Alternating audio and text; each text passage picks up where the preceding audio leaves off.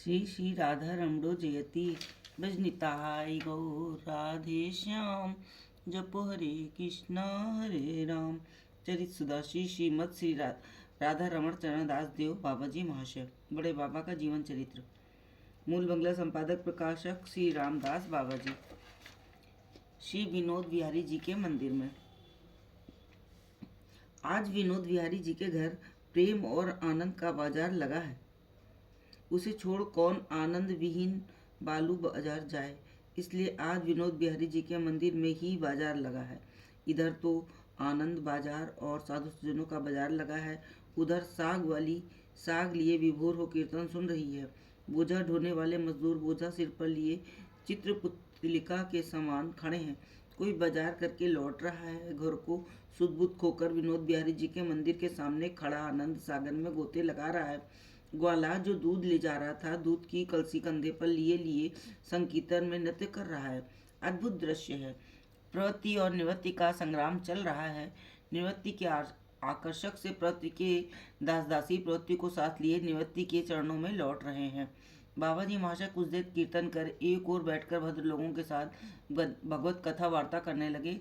दोपहरी बीत चली, फिर भी खाने पीने की चिंता नहीं। लीला कथा में लीन है। साथियों में से कोई कोई विशेष उद्विग्न हो गए हैं, पर किसी को कुछ कहने का साहस नहीं हो रहा। लोग बाबा जी महाशय को घेर कर इस प्रकार बैठे हैं कि उनके पास तक जाना ही बड़ा कठिन है।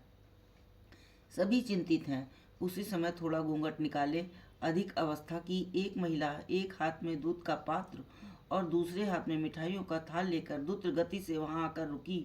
उनकी दोनों आंखों में जल था। देखकर लगता था मानो वे वात्सल्य मूर्ति स्नेहमयी माँ यशोदा हूँ। बड़ी उत्कंठा से के साथ बाबा जी महाशय की ओर एक एक कदम आगे बढ़ाने लगी। ऐसा लगा मानो सभी के मन प्राण वात्सल्य रस में डुबा देंगी। किसी से कुछ कहने की आवश्यकता न पड़ी। सबने उनके लिए रास्ता कर दिया। क्रमशः बाबा जी महाशय के पास आकर उन्होंने थाली एक ओर रख दी और बाएं हाथ से उनका मस्तक पकड़कर दाहिने हाथ से दूध का कटोरा मुख में लगा दिया।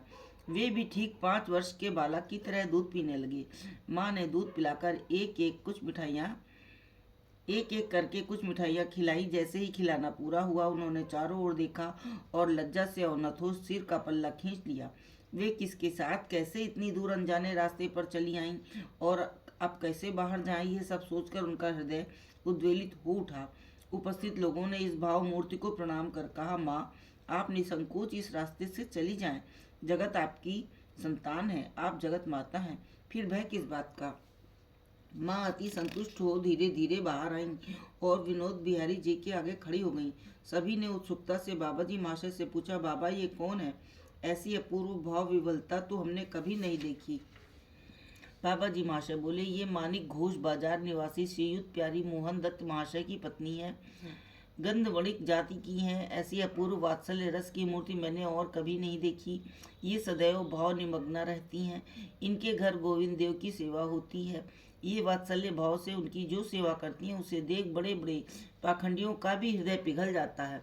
किसी व्यक्ति विशेष की ओर लक्ष्य नहीं रखती। घर कोई भी क्यों ना आए, उसे कुछ न कुछ खिलाए बिना नहीं रहती। इस निर्हेतुक वात्सल्य रस का स्थान एकमात्र श्री वृंदावन है। श्री गुरु कृपा से इस प्रेम का एक कण भी जिसे प्राप्त हो गया है, वो जगत पूज्य है। वात्सल्य भाव के आगे काम पराभूत हो जाता है। मधुर भाव लज्जित हो जाता है। ऐश्वर्य भाव दूर भाग जाता है। जाति कुल मान नष्ट हो जाते हैं और परापर का ज्ञान भय से छिप जाता है। वात्सल्य प्रेम में संकोच के लिए स्थान नहीं। इस प्रकार कथोपकथन चल रहा था। उसी समय प्यारी बाबू आकर बोले, बाबा तुम्हारी माँ ने जब सुना कि तुमने अभी तक कुछ नहीं खाया तो मिठाई लेकर दौड़ी चली आई। मैंने सवारी का प्रबंध करने की चेष्टा की, पर उन्होंने मेरी एक ना सुनी। कैसा आश्चर्य! स्नान के लिए नदी जाती हैं तो रास्ता भूल जाती हैं, पर आज साथ में किसी को लिए बिना ही इतनी दूर अपरिचित रास्ते पर निरपेक्ष भाव से निसंकोच चली आई। मैं चेष्टा करके भी उनके साथ ना आ सका। उनकी ऐसी तेज चाल कभी नहीं देखी। ये सुन सब अवाक रह गए। बाबा जी महाशय थोड़ा हंसते हुए बोले, भाई माँ ने वात्सल्य सागर में उछाल मारी थी। अनुराग रूप वायु के कारण उत्कंठा रूपी तरंग इतनी प्रबल हो गई कि अपरिचित पथ भी इतनी जल्दी तय कर लिया। कुल मान और मर्यादा वात्सल्य के आगे लज्जित होकर दूर भाग जाते हैं। वात्सल्यमयी माँ मानो यशोदा की प्रतिमूर्ति हैं। हम लोग बड़े भाग्यवान हैं जो ऐसी भाव मूर्ति का वात्सल्य प्राप्त किया। ये सुन सभी एक साथ बोल पड़े, हम लोगों ने जीवन में ऐसा भाव कभी नहीं देखा और देख पाएंगे ऐसी आशा कभी नहीं की। ये सब आपकी कृपा से ही हुआ। बातें शेष हुई। बाबा जी महाशय ने विनोद बिहारी का महाप्रसाद लिया। तत्पश्चात नाम कीर्तन को चलाए रखने के लिए साथियों को टोलियों में बांट दिया।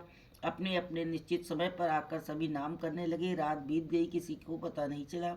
रात्रि के शेष भाग में निताई गौर राधे श्याम हरे कृष्ण हरे राम भैरवी राग में चला। एक अपूर्व आनंद था। मधुमय नाम, मधुमय स्वर, मधुमय समय, मधुमय संगीत, मधुमय तान, सभी ने मिलकर मन और प्राण मत कर दिए। सभी आनंद में मग्न उठे। बाबा जी महाशय पैर पर पैर रखकर नृत्य कर रहे हैं।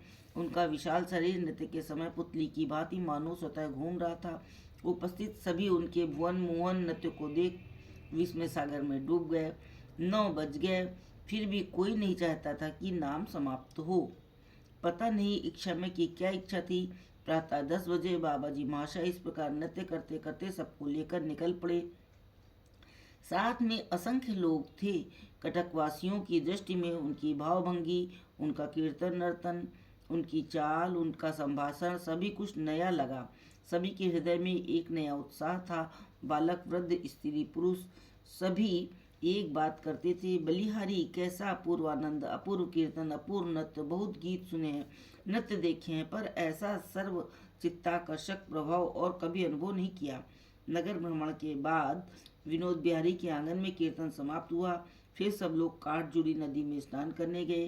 काठजुड़ी नदी का जल और उसकी तटवर्ती भूमि देखकर बाबा जी महाशय बोले, काठजुड़ी नदी ठीक अपनी गंगा जैसी लगती हैं। ऐसा निर्मल जल और ऐसी अपूर्व शोभा साधारण नदियों में प्रायः नहीं देखी जाती। बाबा जी महाशय जितने दिन कटक में रहे, वे काठजुड़ी नदी के जल में के अतिरिक्त और कोई जल व्यवहार में नहीं लाते। इतना ही नहीं, वे काठजुड़ी नदी में स्नान करते समय गंगा का स्तव पाठ करते। स्नान कर सब लोग नाम करते करते विनोद बिहारी जी के मंदिर में लौटकर आह्विक आदि करने लगे। विनोद बिहारी जी का भोगराग पूरा होने पर सबने अन्य बहुत से भक्तों के साथ बड़े आनंद से महाप्रसाद ग्रहण किया। फिर अपने निवास स्थान पर लौटकर विश्राम किया। जय जय श्री राधे, जय हो बड़े बाबा की।